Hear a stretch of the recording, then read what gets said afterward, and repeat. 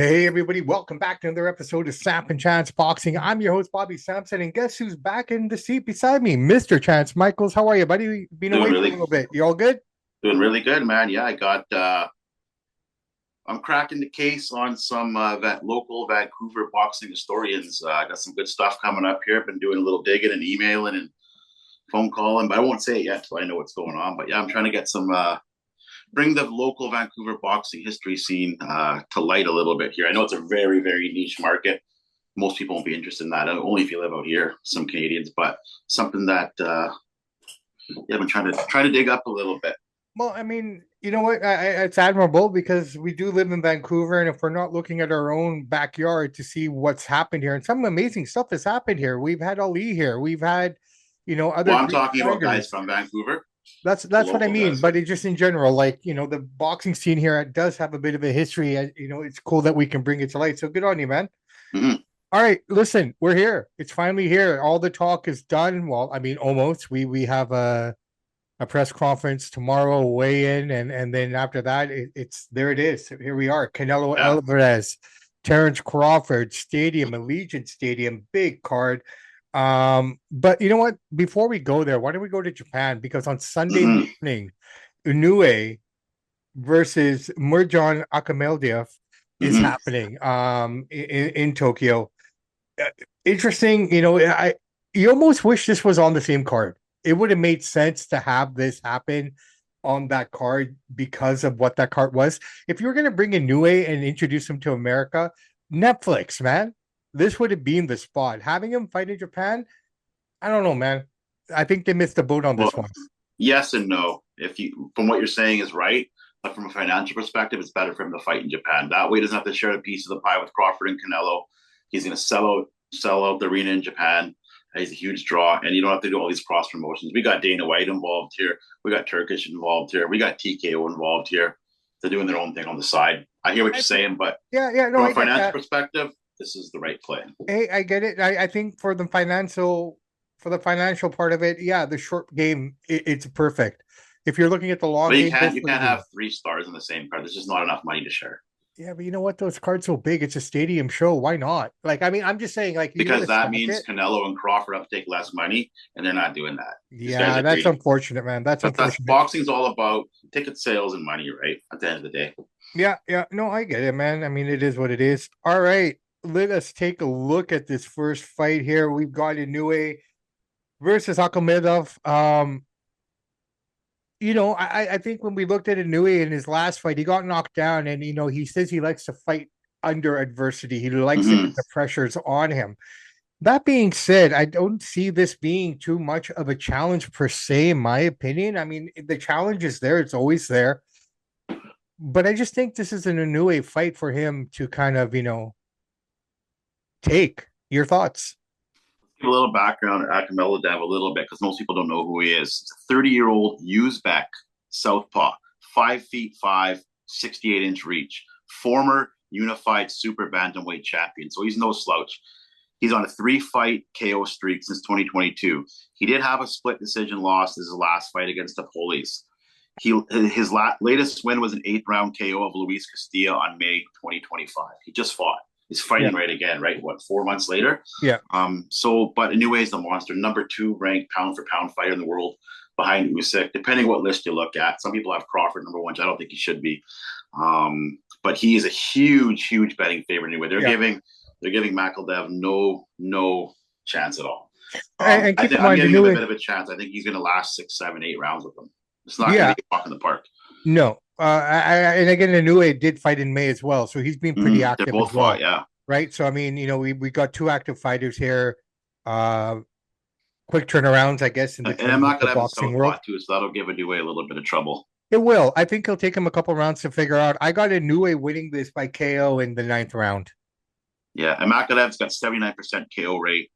So he does have some power in his hands. But, anyway, speed, precision, his knockout power, and his Yeah. resilience. He got knocked down his last fight. He got back up, finished the fight in spectacular fashion. So this is not going to be a walk in the park. But yeah, I agree with you.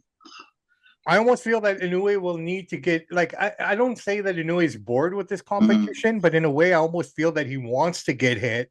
He wants to be put in a spot of adversity in order for him to wake up and start doing his thing. Do you feel that sometimes when you watch his fights? Mm. And it takes some. It's like Manny Pacquiao. Some guys need to get hit a few times before they wake up. They bring up that inner beast in them. There's some Mhm. guys that I train. They're lazy at first, and then you watch them spar someone, you get smacked a couple times, and the inner beast comes out of them. So, Right. but to sum it all up, with anyway sharp technique, his body shot accuracy, he's going to overwhelm Makadev. And like you said, round 7, round 8 is going to go down, and it ref will step in there and finish this fight off. TKO. There But you it should go. be a fun fight though, because Makadev is no joke. He's former champion, Yeah. 79% KO rate. So he could catch a new way slipping if he's not prepared. He got caught last fight. We didn't Well, see that's that, it. That's it. right? No one So saw it. But I mean, that woke him up though, right? So I'm actually looking forward to a new way fight more than the Crawford fight, just because he's one of my favorite fighters to watch. I'm not saying it yeah, will be a better fight, but we'll I see don't what know. You happens. know what? It might just be. It just might be, but we'll Could get to be. that fight. All right, let's move on. So let us move over to Allegiant Stadium now. This is the card for Saturday. We're going to break down about 4 of the main fights on this card for you guys. Mm-hmm. But we're going to start from the bottom up. We're going to start with King Callum Walsh versus Fernando Varga Jr., man. A lot of guys here with perfect records going on to this card, and a lot of these guys are 157. This card is stacked Mm-hmm. with 147, 154 fights, including, I believe we got one heavyweight fight on this card, and then we got the 168 boys as well. But a lot of 147, 154s here, and a lot of guys risking their perfect records here. And here's one fight where we have a couple guys coming into this fight with perfect records. Mm-hmm. Um, you know, I know that TKO and Dana White are very, very high on Callum Smith or Colin Callum Walsh. Walsh. Sorry. They've been, promoting him for a while now. They've Mm-hmm. been doing a lot of it under the UFC Zuffa banner. Now that they have TKO, he's probably going to be one of their first guys, main guys signed to their new boxing promotion. That being said, I really feel that Callum is a good boxer, but I just don't think he's ever fought anyone yet in terms of high level competition or anything. So this is a big step up for him, in my opinion. Um, it's going to be an interesting fight. I think this is going to be one of those fights that you're going to be like, oh man, I wish I didn't, skip it or something. That's the way I'm looking at it. I just think it's going to be fun. I think Callum has something that he really wants to prove. And then Vargas, the same time, he just wants to show that he belongs, in my opinion. That being said, I just think at the end of the day, when it's all said and done, I'm giving the nod to Vargas. I'm giving the decision to him. I just don't think Callum is ready or has I don't think he's ready to face that kind of competition yet. Nothing against him. You look at the list and you look at who's fought who. I think Vargas has done more. All right, well, let's kind of break down the betting odds. I posted this on X. Let's break down the betting odds here. We'll give you an idea where the sharps are at in this fight, because the sharps are usually fairly accurate. Okay, Walsh is the heavy favorite here at minus 335, which means $335 pays you 100. Right? He's got a 77% chance of victory according to the sharps. Vargas is the underdog at plus 240, so $100 will pay you $240 back. So that's where they have it. How I have it, let's give a quick little preview of it here. This is the prospect showdown, I'm calling it, right? 2 prospects, both undefeated, both young, in their mid early 20s. So I like that. It's fun to see the young guys. But they got Wall's position. He's going to be the next big thing of that division, like you said, right? He's going to use his speed and movement early, with Vargas will likely press for a knockout. If Walsh can weather the storm, his technical skills could lead to a decision or late stoppage. However, Vargas's power can make for an upset. Long story short, I'm going to take Callum Walsh to win by decision. In saying that, this fight's like 60-40, could go either way. I really don't care who wins. Yeah.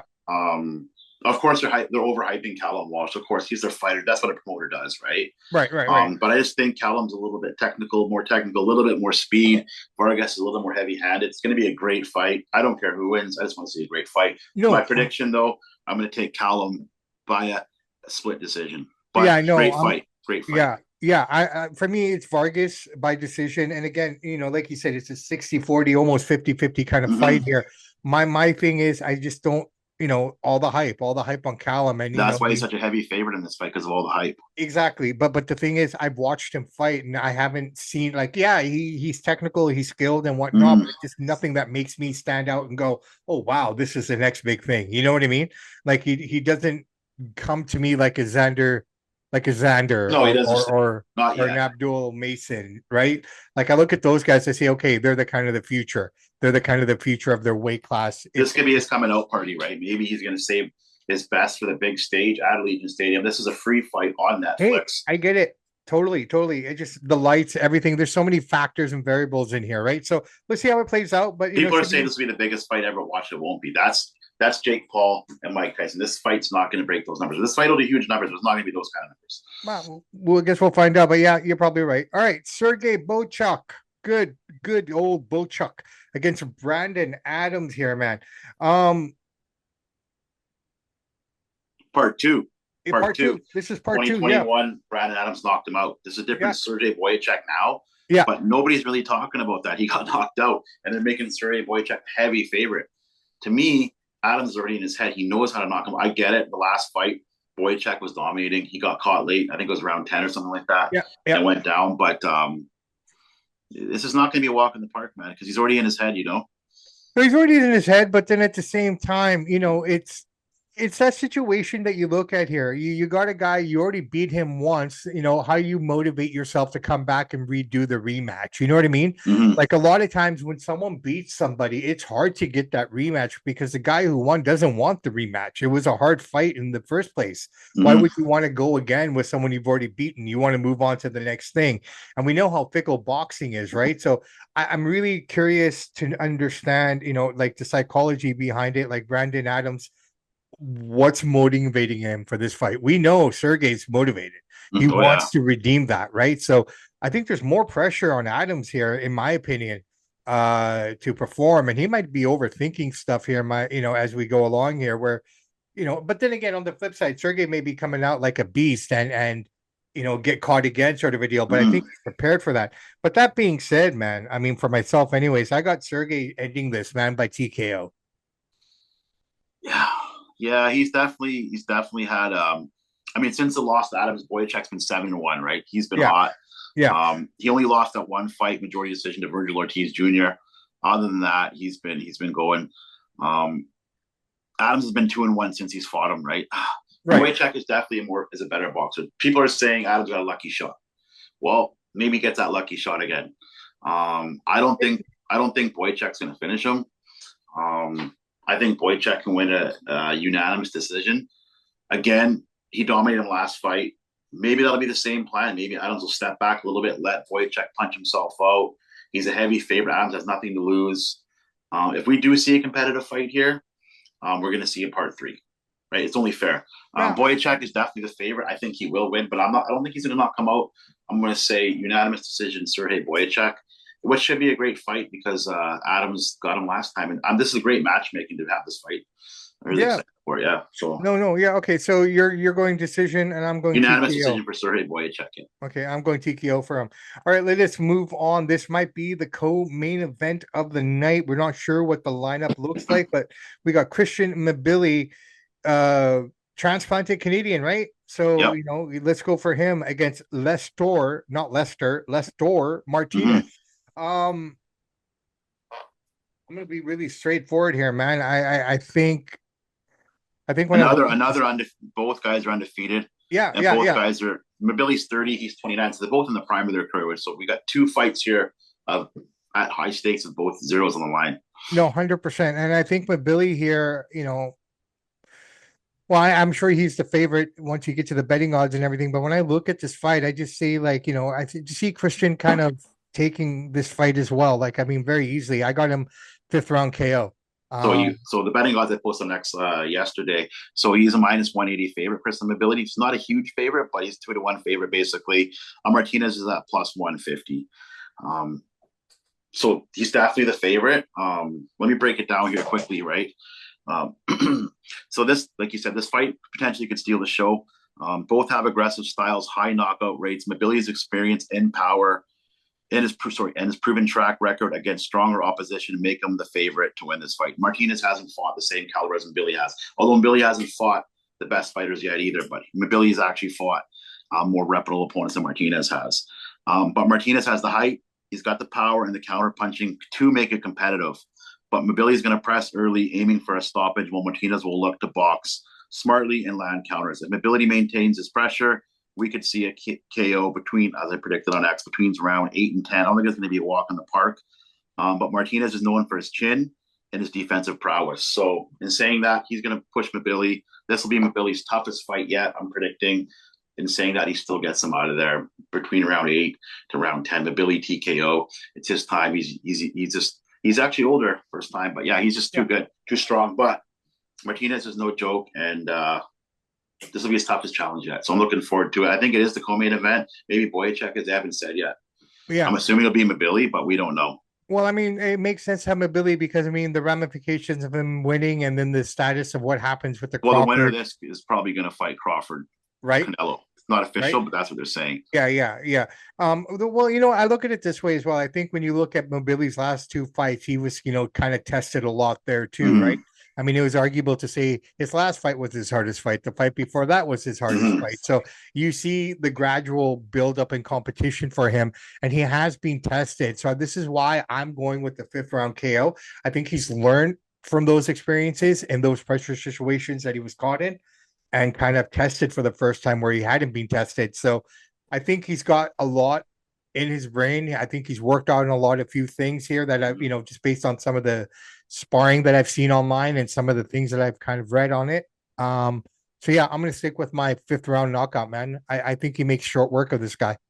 Well, Martinez has 2.5 inches of height. Yeah, He's got great counter punching, and they have their knockout ratios are pretty much the same. Mabili is definitely more talented, but yeah, if you compare their numbers, they're equal. And Martinez is 2.5 inches on him, so if he can use his height, use his jab, step back, yeah. because Mabili's coming out firing, so he's going to have to counter punch. Counter punching is the key for Martinez here. Mabili has to fight smart. He doesn't want to get too carried away because this guy has almost equal power, and if he presses him too hard, this guy's counter punching is great. We could see an upset. It's not going to happen, but I'm saying if he does that. But yeah, Mabili round 8, round 10's got it. All right, It's good, gonna be a good, fun good. fight. All right. I guess this is what everyone's been waiting to hear about. Canelo versus Crawford. It is finally here. Today it is Wednesday, so we have I guess the workouts today, and then we have the final presser tomorrow, weigh-ins on Friday, and then Saturday. Hey man, it's time to go. This is potentially could be the boringest fight of the night. Potentially, in terms of just the way these guys start and move and whatnot. But I mean, it should be an exciting card eventually. But if they think it's going to be a slow start here, so much is being made up of Crawford going up in weight and this and that, and Canelo not being able to deal with the pressure and what have you. But honestly, man, I just think this is Crawford's to lose. I think all the pressure is on sorry, this is Canelo's to lose. I'll go right off the bat. I think Canelo wins by decision. I don't think he's going to knock him out. I don't think the referee's going to stop it. I think he's just going to wear him down. I think my biggest concern for Crawford going into this fight, though, is how's that weight going to work? Like you can train and train and train all you want. You should know this, right? Like, I mean, Mm-hmm. training in the gym is one thing, but then actually competing is a completely different beast, right? Oh yeah. I mean, so it's like, how is that weight going to translate? Like once the lights are on, once the crowd's going, you're going that first round, you feel that first power punch from Canelo. Do you think Crawford will be slower, or will this Well, translate? Like he's had a lot of time to work on it, but I mean, you don't know until you get in there. here's one thing I don't think people are talking about much. Canelo's 35, Crawford's 37. Yeah, Crawford is not in the prime of his career anymore. He's just not. I don't care. He's still an elite boxer. He's not yeah. in his prime. Nobody is at 37. Canelo's on the back end of his prime at 35, declining a little bit. Not saying he's not amazing, right? So these guys are older fighters. This fight would have been better 3-4 years ago. For sure. This is the same age when Pacquiao. they made a Yeah. big deal about that they're old, but nobody, I haven't heard anybody talk about their age really. Nobody's saying it. Well, because I think to a certain extent, these They're guys trying to sugarcoat it, I think. maybe they're sugarcoating it, but at the same time, it's just like Crawford does fight at least twice a year, or sorry, Canelo does fight. I think, and that's the other thing here, man. But they're still old men. No. I understand that, but you look at this from this perspective as well. Crawford has not had a fight in almost a year and a half, almost 2 years, waiting for In this. a while. He's actually Right? got I don't know a lot of people aren't talking about this. Actually, Crawford has a 4-inch reach on Canelo. No, he does. He does. He's He's only got the half an reach. inch taller, but he's got a 4 inch longer in arms. It's going to be a Yeah. great fight. Like, you know, definitely. Well, Crawford's undefeated. He's got the elite footwork. He's got better precision punching, and he's got better counter punching. But like you said, Canelo hits harder. Can he handle? We have weight classes for a reason. And when you get hit by a guy who's 10, 15 pounds heavy, it doesn't matter how good of a technician you are. You're going to feel that weight. Weight Well, matters, right? well, that's it. Um, It all comes down to when I think the telltale sign of this fight will happen when Canelo connects with that first body shot. mm-hmm. Right? Maybe the first, second, or third round, that shot's going to come, and Crawford's going to feel it. What does Crawford do at that point? Because Crawford, I don't, of all the people he's fought, what is he, 40-0 right now? Who? Crawford. Crawford is 41, 40-0, something like 40. that. Yeah. Yeah. Right. Between 40 and 40-1-0. He's not fought anybody with that kind of power. Never. Well, no, because he's fighting a heavier guy. But that's what I'm saying. But that power that Canelo has, guys in his own weight class that have been in his weight class, that have trained for his weight class, can't handle it, right? If Canelo's able to hit him clean, the problem is that Crawford's a lot quicker and he's got the great footwork. So, and Crawford knows for sure he's a smart boxer. When you listen to Crawford talk, he doesn't always sound that smart. He's a little slow on the draw. That's just the truth of it. Maybe that's from all the headshots. I don't know. But maybe he's just smart in being the from ring. Omaha. Yeah, he's smart in the ring, and he's going to be hard to hit. So well, he's going to be hard to hit, but he's going to get caught, right? And I mean, again, this is the thing. How? Yeah, but it depends if he gets caught clean or get caught with his arm blocking out. Right, but does the speed? Will his speed be affected by the weight? I don't think so. So here's the betting odds. We got Canelo favored at minus 180, Crawford's plus 145. So Canelo is the favorite. If you want Canelo by decision, plus 115. TKO KO for Canelo plus 380. Crawford by decision plus 210. If you want Crawford by TKO or a draw, plus 850. Sorry, TKO or KO plus 850. Draws plus 1600. I don't. You know what? A lot of people are going to be taking Crawford for the TKO just because you put $100, you win 850. But let me break it down quickly here, and I'll give you my prediction. I've actually been kind of going back and forth on this fight. This is the edge that Canelo has. He's got the size and experience at 168 pounds. His pressure style and physicality in clinches could wear down Crawford, who's never fought above 154. Canelo's recent fight suggests he thrives in measured exchanges, leaning on opponents to sap their energy. He's going to try to lean on them. Like you said, you're going to hit him with the body shots. Can he lean on Crawford? Crawford is so quick and elusive. I don't know if Crawford's going to stay there and let him do that. We're going to find out.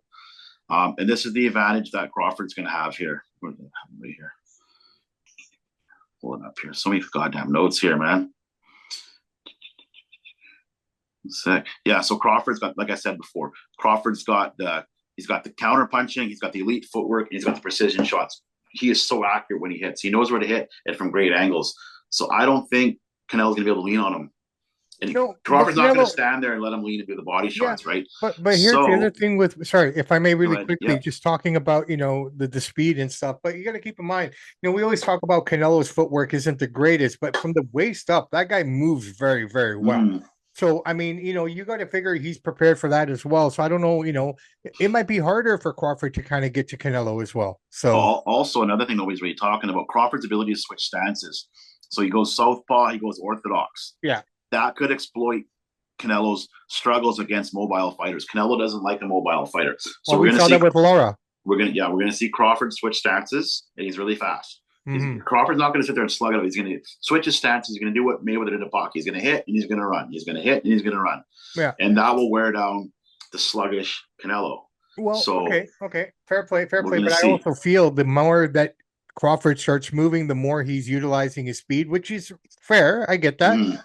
I think this, again, I'm coming back to the weight. I mean, I don't want to sound like a broken record, but I'm like, okay, at some point, this weight's going to take effect. It's going to affect the speed. It's going to affect everything. Like like I said, he's had time to train. You can argue, yes, he's had time to prepare for this weight. He's had time to work things out. Everything is everything. I get that. But again, man, I'm sorry to be repetitive, but once you're in the ring, it's a whole different ball of wax, right? Yeah. Here's my final key factors breakdown. I'll give my prediction. I've been going back and forth in this fight. I don't like either guy. I don't like Canelo, where he's cheated Triple D with the steroid stuff. I don't like Crawford because he makes up stories and lies about other fighters who's had better careers that he's jealous of. He accused them of steroids when they never failed drug tests. So both these guys are questionable characters. Great fighters, though. Here's the key factors. Canelo's power at super middleweight versus Crawford's adaptability. Whoever controls the rings, the center of the ring, is either going to be Crawford with his angles or Canelo with the pressure. Likely dictates the outcome of the fight. Both rarely throw in high volume, so expect a technical chess match. So, like I said, they're going to stick and move, get out of the way. Final decision for me, I went back and forth. You would have asked me 2 days ago about a different decision, but I'm in a prediction business. I'm going to take Crawford, and I'm going to say I'm taking Crawford to win the fight. It's going to be a close fight by split decision. I'm going Canelo decision, unanimous. I just think at the end of the day, the weight's going to play a factor for Crawford. There is a reason for weight classes, and I did ask Lucas this. We did talk to him last week, and I specifically asked him, "Does the weight make a difference as a boxer being in the industry?" And he said, "Hell yeah." Like it makes a huge difference. There's a reason there's weight classes, right? And it's kind of ironic that about 3-4 years ago, I found an interview with Crawford saying that no, he would never move up that high because it just wouldn't work for him. So here he is going against what he said 4 years ago.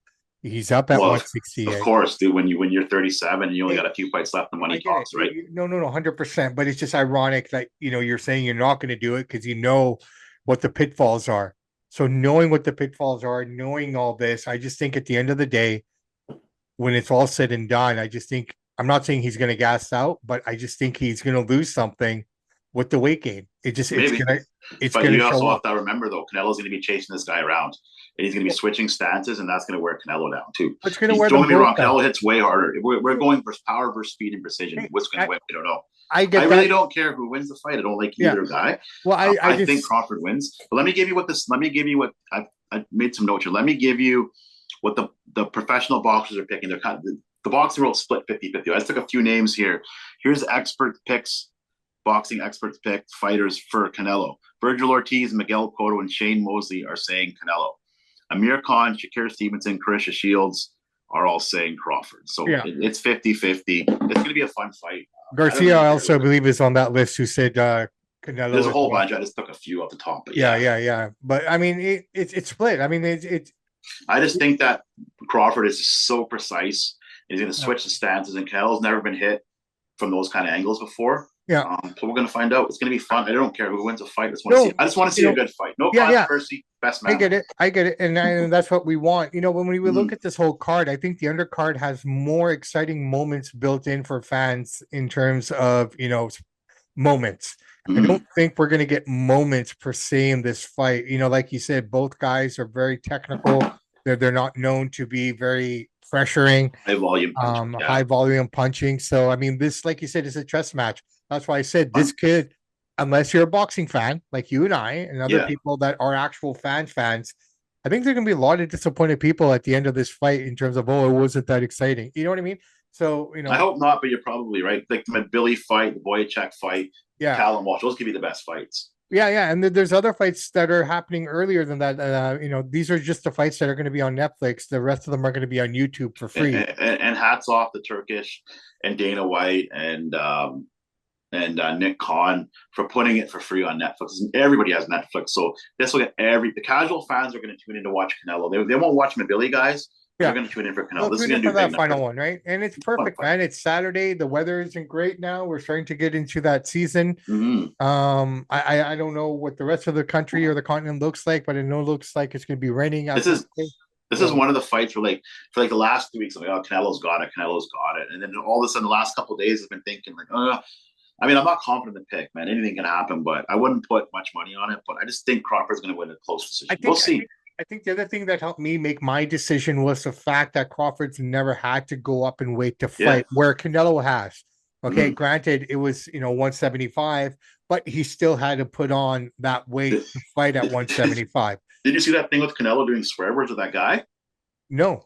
This is a guy interviewed him, some random guy. He's like, "You're so funny how you swear," and then you got Canelo doing all these funny swear words. They're saying that F word and mother effer and stuff. It was pretty funny, man. And then another thing, like rank your toughest opponents. He's like, Triple G was one of his tough ones, and like this guy was easy. So like he's getting a little more better with his English, and we're seeing more personality. I remember I saw this one interview. They asked him like, "Is this your biggest fight?" He goes, "No, it's not my biggest fight."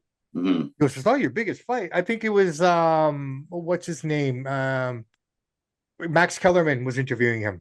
I didn't I see don't know it. if you see it. He goes, "Well, it's Netflix, world's watching this and that." He goes, "In terms of that, yeah, it's a big fight. It might be one of my biggest fights, but in terms of actual guys in the Opponents. ring, opponents, no, this isn't my biggest fight. I think in my mind, if Canelo could have one more shot at Lara, he would take it Hmm.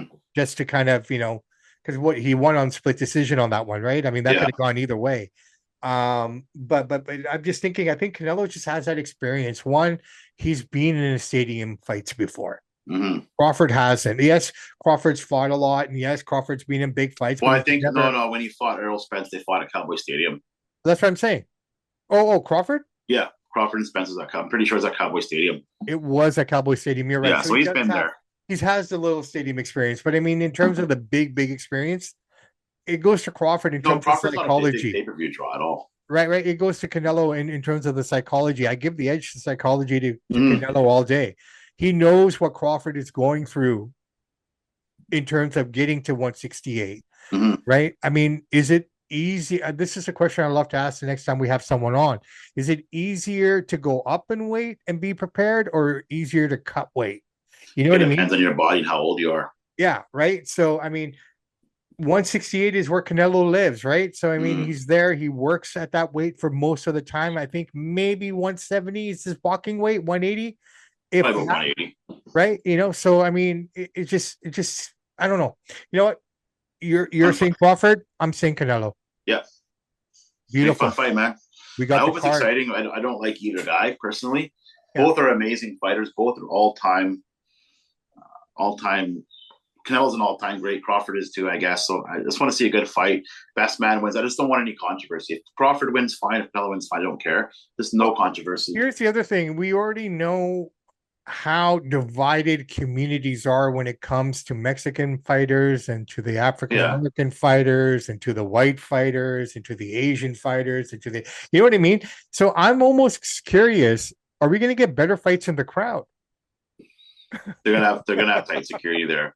No, I'm Um, sure they will, but I mean, if you're in section 302, right in the middle, something could break out, right? I mean, I'm just kind of curious to see how that's going to play out as well, because this fan base is very divided too. You're it's having gonna a be it's lot gonna of be a mostly a more pro Canelo fight than it'll be for Crawford. it This is will. I Canelo's mean, backyard. we're also, was it? It's Mexican. It's Mexican Independence Weekend too. Is it this weekend? Yeah. Well, Canelo only fights on Cinco de Mayo and Independence Day, Yeah, right? that's true. That's true. Yeah. So this is a huge Mexican and Latin community event as well. So Mm-hmm. it should be interesting how this crowd plays out as well, man. I'm looking forward to it. I'm just looking forward to the atmosphere. I'm looking forward to the production. The fights are a given. I'm already into it. I'm just kind of Yeah, it's a good card. Pretty good yeah. card. I'm looking forward to the production, and Netflix so far has done a good job on what they've done. I just hope they Netflix don't, has Netflix has some of the best writers in the world and some of the best production in the world. Look at some of the shows they've created. They know what they're doing. So, like you just said, the production value is going to be 10 out of 10. Yeah, I'm looking forward to that. I'm looking forward to you look at the crew that's involved with this. You got Max Kellerman, out there as well. Great to Mm-hmm. see him back in the action. I can't remember off the top of my dome who the commentating team is, but this everything I've read and seen, I'm looking forward to this, man. This Great is a question. cool Of time. all the hours I put into research, I didn't research who's commentating. It's hard to say. That's a Yeah, good I question. mean, I know Max Kellerman's a part of this. I know. Oh, you know who it is? I think it's John Anik. They're bringing in the I hope not. UFC guys. I believe so. Double check, man. But I think it's John Anik. I Oh think. man, Am I right? you're right. It's And John Anik, I right? don't like that with Andre Ward. With I don't Andre like that. Ward. No, Well, John let's give Anik it a is shot. Give it a no, shot. no. I know he's a great commentator for UFC, but when you got Jim Lampley, I know you can't have Todd Grisham. I know you can't have Joe Tessitore because they're on different. Well, you could have Joe Tessitore. He's part of TK. Why isn't he not out there? He's Well, taking time off for college football, right? For well, WBs. no, it was amazing, right? Like I didn't expect to see him on Saturday morning. I turned on the And I TV get and it. like, This is hey, Dana's boy. Dana's like one of the main promoters here. oh, I never looked into the commentating. I should have. But yeah, it's John Anik, Max John Kellerman. Anik, Well, they'll and do a good job. No, maybe they're great, but yeah, well, I like Anik because he's not over. He doesn't overextend. You know what I yeah, mean? but he's He's fine for UFC. But like, I'd rather hear Todd Grisham, Joe Tessitore. I really like Todd Grisham, and he's such a nice guy to the show. Every time that I praise him on X, He hits a like button. Thank you, brother. So he's definitely aware of us. So, but We should get him on one of great. these days, man. We should I really messaged him, he effort. never responded, but he knows of us because two Yeah. times he's done that. He's a great commentator, man. I really enjoy his No, work. I He's do, very man. And underrated. you think about his humble origins from the WWE. He never really Mhm. called anything in the WWE. He was more of a backstage presence. Yeah. You look at the guy now, you would, if I didn't tell you he was a part of WWE in the beginning, no one would believe you, Mhm. right? So, all right, guys, great card here. We got a new A on Sunday. We got this card is here as well. Also, Yeah. we have a great card over in the UK to start off the day. So, I mean, holy smokes, man. This Saturday is one of those Saturdays where you start at 10 in the morning and you go till about 10 at night. I mean, this is a boxing fans Sunday football day, Mhm. right? And then, so I think a lot of men have to decide here: are we going to watch boxing all day? Or are we going to, like, pick and choose because we got football all day Sunday Well, for too? me, I'm not too worried about the UK card, to be honest. I'll watch a bit of it, but I'm going to watch college football. Yeah. Well, I got hockey. My kids got hockey, but then, yeah, the big fights at night and then a new way for sure. I will pay attention to the UK card, but if you give me that UK card, it's good. It's not great. You give me some college football. I'm sorry. I'm going to watch college football, do the boxing later. I mean, I'm still going to be doing like 6 hours of boxing this weekend. It's pretty good. 10 hours is pushing it. Yeah, yeah, no, for sure, man, for sure. All right, brother, man. Anything happen in the world of boxing history or Canadian history? Boxing history: Pernell Sweet Pea Whitaker was robbed of the victory as he made his first title defense of the WBC welterweight title when he fought a controversial 12-round majority draw with Julio Cesar Chavez at the Alamo Dome in San Antonio in 1993. Whitaker had gone through lightweight and junior. Sorry, Whitaker had gone through lightweight and junior welterweight, and quickly after winning a welterweight title, Whitaker signed a showdown with Chavez, the popular and exciting Mexican warrior. Big controversy. Sweet. I actually watched this fight a couple days ago before I was going to come out here and read it. It had 65,000 people. There was a huge fight, and yeah, Yeah, Sweet Pea won. He got robbed. It yeah. wasn't a majority draw. He won the fight. Well, I And mean, San Antonio pro Mexican crowd. You're talking Chavez, of course. yeah, and then nothing really happened in Canadian history. But like I posted a picture in the X group in our WhatsApp group. This gave a shout out to local Vancouver, BC legend Freddie Steele from Yeah, turned 1940s. A actor. great picture. Yeah. I got some big Vancouver boxing stuff I'm trying to work on here, but it takes a lot because there's not many Vancouver boxing historians around. There's a Yeah, couple, so I'm digging through some archives. And my cool. buddy, my buddy, who's 75, is trying to get me a hand with some of that, and we'll see what I can put together. Awesome, man. Looking Yeah, forward to it. Looking forward yeah. to it. All right, brother, man. Let's wrap this baby up. I know you got to go do your prediction thing. So we'll wrap this up here and get a move on. So my name is Bobby Sampson. His name is Mr. Chance Michaels. And the words of the great ACDC, those that download, like, and subscribe to the podcast, we salute you. We do salute you guys. We have a great weekend of boxing here. So make your plans, get everything ready, have your snacks, be happy. Just remember, if you're going out to watch it, be responsible, get a ride home. Don't stop having fun. Just make sure you get home safe so you can wake up tomorrow morning and watch your team play football, man. That's all we ask for you. And more importantly, just be there to wake up for your family. Secondly, guys, never give up on your dreams. Work hard, keep pushing the limits. Do not let anyone deter you away from what you want to achieve. Because if you do, you'll never achieve anything. Very simply put, Samp and Chance are out.